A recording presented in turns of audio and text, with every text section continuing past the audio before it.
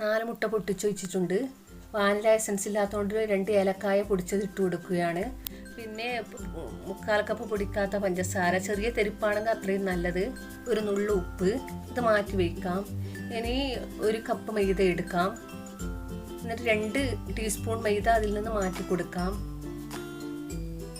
അതിന് പകരം 2 teaspoon cocoa powder ഇട്ട് കൊടുക്കാം. ലൈറ്റ് കൊക്കോ പൗഡർ ആയാലും ഡാർക്ക് കൊക്കോ പൗഡർ ആയാലും കുഴപ്പമില്ല.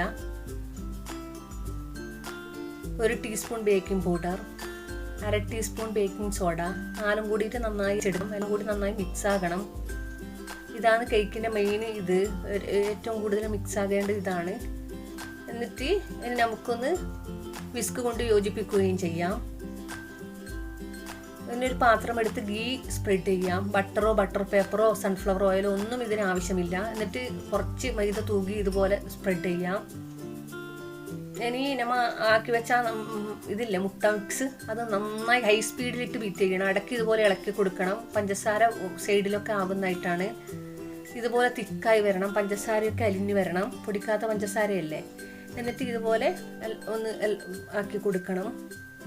എന്നിട്ട് മൈദ മിക്സ് ഇല്ലേ, അത് 1 പ്രാവശ്യം ഇട്ട് കൊടുത്തിട്ട് ഒന്ന് മിക്സ് ആക്കി കൊടുക്കാം. അതിൻ്റെ ഇടയ്ക്ക് ഇളം ചൂടുപാലുണ്ട്. അത് 1/2 കപ്പ് തന്നെ എടുക്കണം. ചെറിയ ചൂടും ഉണ്ടായിരിക്കണം. അത് ഇതിലേക്ക് ഒഴിച്ചു കൊടുക്കാം. എന്നിട്ട് അതും ഒന്ന് മിക്സ് ആക്കി കൊടുക്കാം. നല്ലൊരു ടേസ്റ്റി കേക്കാണ്. വൈകുന്നേരം ചായക്ക് തന്നെ കഴിക്കാൻ നല്ലൊരു ടേസ്റ്റാണ്. ഇനി ഇത് ടൈഗറിൻ്റെ ചോക്ലേറ്റ് മിക്സാണ്. അത് 2-3 ഡ്രോപ്പ് മാത്രം ഒഴിച്ചു കൊടുക്കണം. ഇതാണ് ഇതിൻ്റെ മെയിൻ ടേസ്റ്റ്. എന്നിട്ട് ബാക്കി മൈദ മിക്സ് കൂടി ഇട്ട് കൊടുക്കണം. 2 പ്രാവശ്യമേ മൈദ മിക്സ് ഇട്ട് കൊടുക്കണം. എല്ലാ ഭാഗത്തും എത്തിക്കണം. ഓവറായി ഇളക്കണ്ട. എന്നിട്ട് ഈ പാനിലേക്ക് ഒഴിച്ചു കൊടുക്കാം.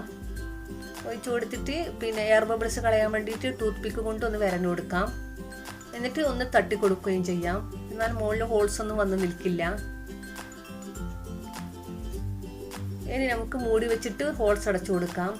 ഇനി ഗ്യാസ് ഓണാക്കാം. ഹൈ സ്പീഡിൽ തന്നെ ഓണാക്കിയിട്ട് മേലെ മൂടി വെച്ച് 1 മിനിറ്റ് കൊണ്ട് ലോ ഫ്ലെയിമിലാക്കാം. എന്നിട്ട് അതിൻ്റെ മുകളിൽ വെച്ച് കൊടുക്കാം. 40-45 മിനിറ്റാണ് ഇതിൻ്റെ കറക്റ്റ് ടൈം. 40 മിനിറ്റ് ആകാതെ തുറന്ന് നോക്കരുത്, കുഴിഞ്ഞു പോകും. 45 മിനിറ്റ് ആയിട്ടുണ്ട്. ഇനി ടൂത്ത് പീക്ക് കൊണ്ട് ഒന്ന് കുത്തി കൊടുത്ത് നോക്കാം. നല്ല ഹൈറ്റുള്ള നല്ല സ്പോഞ്ചി കേക്ക് ആയിട്ടുണ്ട്. അറിയാത്തവർ ട്രൈ ചെയ്യണം. സബ്സ്ക്രൈബ് ചെയ്യാത്തവരാണെങ്കിൽ ഉറപ്പായും ചെയ്യണം. Thank you.